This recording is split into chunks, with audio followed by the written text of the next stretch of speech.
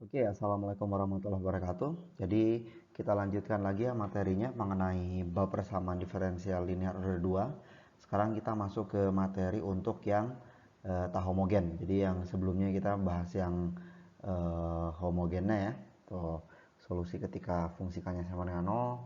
Sekarang untuk yang tidak sama dengan 0. Oke, nah sekarang bagaimana cara menyelesaikan si PD linear order 2 tak homogen ini? Jadi ingat kembali bentuk umumnya ya. Di bentuk umumnya seperti ini, bedanya dengan yang homogen adalah di sini kx-nya umum ya, tidak sama dengan 0. Kemudian ada teorema yang mengatakan bahwa apabila kalian memiliki PD homogen dan di sini YH merupakan solusinya dan YP adalah sebuah solusi dari PD tak homogen. Oke. Jadi untuk yang di atas ini ya, yang di bintang ini, maka solusi umum dari PD tak homogennya adalah, atau semua solusinya memenuhi adalah YH ditambah YP. Seperti saya sebutkan sebelumnya bahwa kalau kalian mau menyelesaikan si persamaan yang tak homogen, kalian harus tahu solusi yang homogennya dulu. Kenapa? Karena dia dibutuhkan untuk solusi umumnya si YH ini. Maka dari itu langkah-langkahnya kalian perlu menyelesaikan si PD homogen ya, sudah dijelaskan di pertemuan sebelumnya. Dan kalian mencari sebuah solusi PD tak homogen YP, si solusi YP-nya ini ya. Kemudian kalian jumlahkan. Nah, sekarang pertanyaannya bagaimana untuk mencari solusi YP-nya? Jadi ada dua metode. Jadi yang pertama adalah metode koefisien tak tentu. Kita akan bahas ya. Dan ini sebetulnya terbatas hanya untuk beberapa jenis fungsi kx. Tidak semua fungsi kx bisa gunakan koefisien tak tentu atau menggunakan variasi parameter. Nah, variasi parameter ini umum, si kx-nya bisa kalian selesaikan. Cuman yang jadi masalah adalah dia jauh lebih susah. Kenapa? Karena kalian akan bertemu dengan integral. Dan ya kalau ketemu integral pasti kemungkinan besar kalian membutuhkan teknik pengintegralan atau bahkan kalian tidak bisa temukan integralnya. Dan sebagai catatan, YP ini biasa disebut solusi partikular ya. Saya bilangnya solusi partikular karena kalau disebut solusi khusus nanti takut tertukar dengan kalau diketahui kondisi awalnya ya. Jadi saya lebih prefer yang ini. Jadi yang ini biasanya saya tidak gunakan. Oke, kita akan melihat bagaimana menggunakan metode koefisien tak tentu ini ya. Jadi disebut juga dengan metode coba-coba. Kenapa disebut metode coba-coba? Karena kita mencoba-coba atau menebak si bentuk solusi partikularnya seperti apa. Jadi dan sebagai catatan, metode coba-coba atau metode koefisien tak tentu ini hanya bisa digunakan kalau si kx-nya di sini dalam bentuk fungsi eksponensial, fungsi polinomial, fungsi trigonometri dalam sin dan cos. Selain ketiga fungsi ini tidak bisa ya. Jadi kalau misalnya nanti ada tangan, ada sekan, itu tidak bisa. Eh, jadi hanya bisa dalam bentuk fungsi eksponen, polinom ataupun trigonometri atau sin dan cos. Saya tidak akan bilang trigonometri karena takutnya tangen segala macam masuk. Atau kombinasi linear dari mereka. Kombinasi linear itu apa? Jadi kalau kita jumlahkan atau kita kalikan dengan konstanta atau gabungan keduanya. Jadi itu bisa juga digunakan. Jadi kita bisa apa? Lihat di tabel berikut ya. Jadi kalau misalkan kx-nya berbentuk eksponensial, jadi misalkan c dan alfanya konstanta berapapun, maka kita misalkan bahwa yp-nya sama dengan t pangkat alfa x. Di sini t-nya bukan variabel ya, tapi t-nya di sini parameter yang mau kita cari. Jadi ini kita misalkan sama dengan ini. Nanti seperti biasa kita cari turunan pertama, turunan kedua, substitusikan ke persamaannya, kita bisa mencari konstanta T-nya sama dengan berapa. Jadi kita akan mencari T di sini. Yang kedua adalah fungsi trigonometri di sini.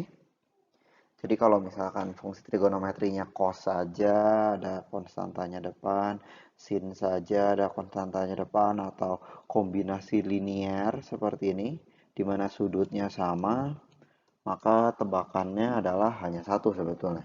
Jadi dengan sudut yang sama, tapi sekarang kita mau mencari konstanta S dan T-nya. Oke, jadi S dan T-nya mau kita cari dengan cara yang sama, cari Y aksennya seperti apa, Y double aksennya seperti apa, substitusikan ke persamaan awal, sederhanakan, kalian pasti akan dapat.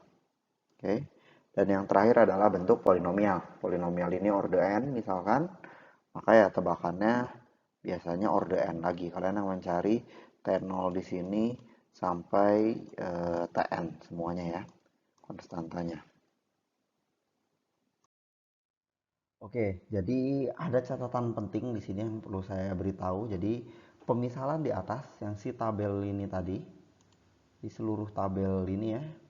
Jadi ini bisa digunakan apabila Kx-nya ini bukan merupakan solusi fundamental atau solusi si persamaan homogen ya, si bagian itunya solusi fundamentalnya ya.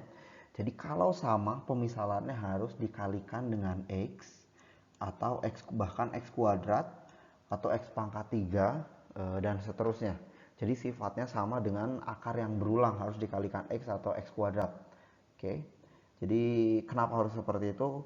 Karena nanti konstantanya tidak akan dapat atau persamaannya tidak konsisten sebetulnya.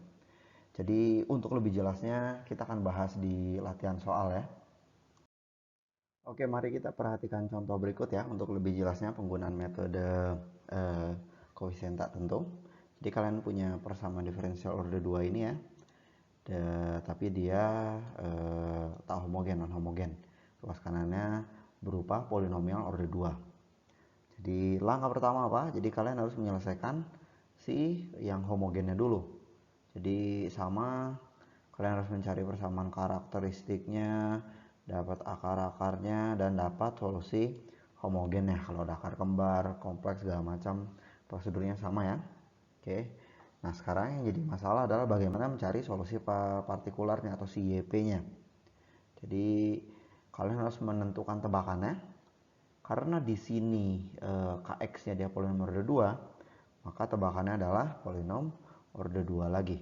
Kalau kalian perhatikan, polinom order 2 dengan konstanta ABC ya. Nah, kita akan mencari si ABC-nya ini berapa. Jadi bagaimana caranya, yaitu seperti saya sebutkan sebelumnya, substitusikan si YP ini ke persamaan awal kita. Caranya bagaimana? Ya kita substitusikan si atau kita cari turunan pertama dan turunan keduanya dan gantikan ini. Jadi untuk turunan pertama gantikan ini, turunan kedua gantikan ini, dan Y-nya digantikan ini. Jadi ini semuanya diganti oleh YP. Jadi kalau kalian perhatikan hasilnya adalah ini ya. Jadi turunan keduanya adalah ini 2A, turunan pertamanya adalah ini, dan ini adalah YP-nya ya di sini ya. Dari sini dikelompokkan kita dapat bahwa hubungan ini koefisien X kuadrat, ini koefisien X-nya, dan ini sisa konstantanya. Dari sini kalian bisa menyelesaikan persamaan linear ini atau disubstitusi, terserah. Dapat solusinya ini ya, jadi A-nya min 1, B-nya 4, dan C-nya sama dengan min setengah. Dan kemudian substitusi balik dia ke sini, maka kalian akan mendapatkan YP-nya adalah sama dengan ini ya, polinom order 2. Dan maka dari itu solusi totalnya adalah sama dengan YH yang sudah kita dapat tadi di awal, dan juga ditambah YP. Oke. Dan sebagai catatan, takut saya tadi kelewat, kenapa tebakan solusi partikular seperti ini, karena dia polinom order 2 juga, dan dengan syarat dia tidak ada bagian yang berulang di persamaan fundamentalnya. Solusi fundamentalnya di sini kan E pangkat min 2X dan E pangkat X. Dan sedangkan si Kx-nya tidak ada kedua bentuk tadi ya, makanya tebakan solusi partikularnya ini tidak ada yang dikalikan X. Oke, mari kita lihat contoh 2 ya. Sekarang di sini Kx-nya sama dengan 8 E pangkat 3X. Jadi dengan cara yang sama cari dulu solusi homogennya ya. Jadi di sini kalian seperti biasa cari dulu si persamaan karakteristik, solusinya, dan kalian akan dapat solusi homogennya. Nah, sekarang kira-kira solusi fundamentalnya apa di sini? Kalau kalian perhatikan, solusi fundamentalnya ternyata ada yang berulang atau sama dengan si kx-nya. Jadi ada e pangkat 3x dan di di kx-nya ada e pangkat 3x juga. Maka dari itu solusi partikularnya jadi ini ya, dikalikan x di sini. Dan kita akan mencari b-nya. Oke. Jadi merupakan bagian. Jadi mungkin ada agak kurang ya. Di sini ada bagian.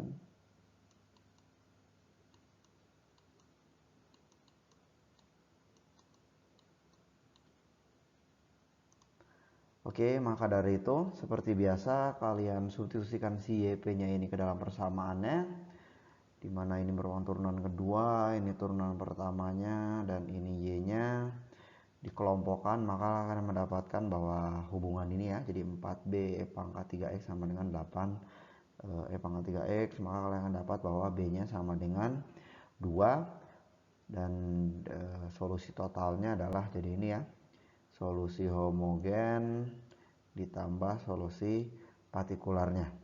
Oke, jadi sama caranya, cuman hati-hati tolong dicek apakah solusi fundamentalnya berulang di kx-nya atau ada yang sama atau tidak dengan si kx-nya tadi. Oke, untuk contoh selanjutnya misalkan kita punya persamaan diferensial ini ya. Jadi seperti biasa kita cari persamaan karakteristiknya, dapat solusi homogen. Oke. Dan kalau kalian lihat sekarang si kx-nya dia sama dengan cos 2x, artinya dia tidak ada yang berulang ya. Karena sebetulnya ini persamaan bagian persamaan diferensialnya sama, hanya bagian kx-nya saja yang berbeda. Tidak yang berulang, maka kalau cos 2x tebakannya apa? Tebakannya adalah ini ya. Jadi sudutnya sama, harus 2x, tapi konstanta depannya di sini ada b dan c, tapi kombinasi linear si sin dan cos.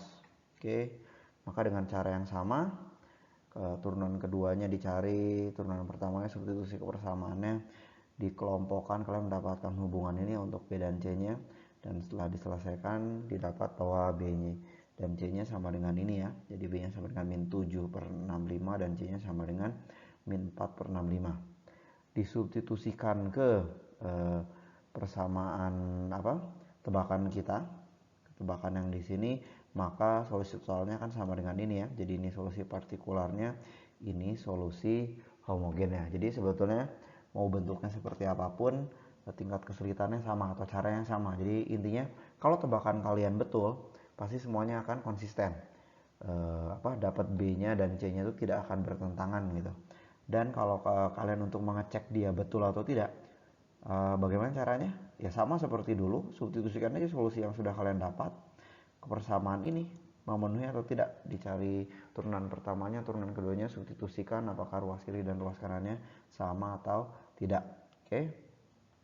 Nah sekarang bagaimana apabila gabungan? Maksudnya gabungan atau kombinasi linear maksud saya. Jadi sekarang persamaan diferensialnya masih sama, cuman ruas kirinya kalau kalian perhatikan ini di example 2, ini di example 3. Jadi seperti saya sebutkan sebelumnya bahwa si sifat dari persamaan diferensial ini adalah apabila kalian memiliki dua buah solusi, kombinasi linear dari mereka juga solusi. Maka dari itu kalian bisa menggabung si tebakannya sebetulnya, jadi si 8 E pangkat 8 kali E pangkat 3X ini memiliki tebakan apa, terus ditambah tebakan untuk yang cos 2X, yaitu ini. Jadi kalian selesaikan ruas kiri ruas kanannya, nanti konstantanya dapat semua, pasti akan sama hasilnya dengan ini. Jadi kalian sebetulnya tinggal jumlahkan di solusi yang udah tahu. Tadi kan kita di example 2 kalian tahu solusi ini kan, ini solusinya. Oke. Kemudian barusan di example 3 kalian tahu solusi ini solusinya. Oke. Jadi tinggal dijumlahkan saja kalau misalkan. Jadi kalian bisa selesaikan dia satu persatu intinya. Dan juga jangan lupa ditambahkan dengan solusi si homogennya. Jadi itu kelebihan dari si persamaan diferensial. Kombinasi linearnya juga solusi, maka kita manfaatkan informasi itu untuk mencari solusi yang lain ketika kita punya kombinasi linearnya ya. Oke, jadi metode yang kedua yang kita pelajari adalah metode variasi parameter. Jadi apa itu metode variasi parameter? Jadi perhatikan kembali kalian memiliki ini ya. Nah, sekarang kx-nya di sini umum. Bukan hanya kosin, sin, sin cos, eksponensial atau polinom, tapi bisa fungsi yang lain. Oke, jadi k-nya umum. Nah, sekarang kalian juga di sini harus sudah tahu si solusi fundamentalnya apa. Jadi karena ini akan digunakan. Jadi kalian harus selesaikan dulu persamaan homogennya ya. Oke, jadi solusi khususnya atau solusi partikularnya di sini YP-nya dimisalkan bentuknya seperti ini. Oke, jadi dia merupakan kombinasi linier dari solusi fundamental, cuman konstantanya adalah fungsi, yaitu V1 dan V2. Dan V1 dan V2-nya ini akan dicari. Cara mencarinya seperti apa? Sama dengan cara sebelumnya, yaitu kalau kalian punya YP, ya kalian cari Y aksen P-nya dan Y double aksen P-nya, dan kemudian substitusikan dia ke dalam persamaan awal ini ya. Dan di situ kalian akan mendapatkan hubungan ini setelah disederhanakan. Jadi kalian akan mendapatkan ini persamaan pertama U1 V1 aksen ditambah U2 V2 aksen sama dengan 0. Dan yang kedua tinggal turunannya, U1-nya dikasih aksen dan E2-nya dikasih aksen. V1 V2-nya sama dan ruas kanannya berubah menjadi KX. Nah, sekarang kalau kalian perhatikan ini semua apa sebetulnya? Ini merupakan persamaan linear. Dan kalau kalian punya persamaan linear, kalian bisa selesaikan dengan menggunakan substitusi, eliminasi segala macam, atau bisa juga menggunakan ini ya, menggunakan determinan. Ini determinan matriks ini dibagi determinan matriks ini. Jadi ingat lagi rumus ABCD. Jadi untuk si determinan matriks 2 kali 2, kalian akan dapatkan si V1 aksennya di sini baru dapat V1 aksennya. Dan dengan cara yang sama kalian bisa dapatkan juga dengan si V2 aksen. Boleh disubstitusi segala macam lah. Tidak masalah ya, atau pakai metode Cramer namanya, kalian bisa Google metodenya seperti apa. Jadi di sini kalian baru dapat V1 dan V2 aksen. Artinya kalau kalian mau mendapatkan V1 dan V2-nya harus diapakan? Diintegralkan. Oke. Nah, untuk lebih jelasnya, jadi kita coba lihat contoh berikut ya, bagaimana cara menggunakan metode variasi parameternya. Oke, jadi kalau sekarang kita punya persamaan diferensial seperti ini ya. Di sini persamaan diferensial order 2 dan sekarang ruas kanannya atau si kx-nya ini dia secant x. Dia tidak termasuk cos dan sin ya. Jadi ini tidak bisa menggunakan koefisien tak tentu. Maka dari itu seperti biasa kalian cari dulu solusi umumnya dan dapat ini solusi umumnya. Oke. Dan maka dari itu YP-nya tebakan solusi partikularnya kan seperti apa? Sama dengan ini ya. Jadi kalian akan mencari V1 dan V2 fungsi terhadap X, dan ini adalah solusi fundamentalnya. Jadi cos X dan sin X di sini adalah solusi fundamentalnya. Nah, setelah itu kalian mengikuti hubungan tadi, kalian akan dapatkan ini ya dengan substitusikan si YP ke persamaan awal. Atau sebetulnya lebih mudah hafal saja ini. Jadi yang hubungan U1 aksen V1 aksen dan bla bla bla harus dihafal ya. Jadi persamaan 1 dan persamaan 2. Dan kalau kita selesaikan kita akan mendapatkan ini ya. Jadi V1 aksennya sama dengan min tan X dan V2 aksennya akan sama dengan 1. Maka dari itu solusinya V1-nya kan sama dengan integral dari min tangan X dx. Maka integralnya sama dengan ln cos X, dan sebagai catatan di sini karena anti turunan sebetulnya plus C, cuman karena plus C-nya sudah disediakan di depan, kita tidak perlu menyediakan plus C lagi. Dengan cara yang sama V2 juga dapat, dia sama dengan X. Maka dari itu kalian sudah dapat V1 dan V2. Kalian tinggal langsung substitusikan mereka ke dalam si YP. Oke. Kalian sudah dapat YP-nya. Berarti solusi partikularnya adalah sama dengan ini ya. Jadi ini si V1 dan ini V2, ini U1, U2. YP-nya dapat, berarti kalian juga akan dapat solusi totalnya ya. Tinggal tambahkan saja dengan solusi homogennya. Oke. Jadi Kalau kalian perhatikan sebetulnya tingkat kesulitan pertama menggunakan metode variasi parameter adalah kalian harus menyelesaikan persamaan linear ini.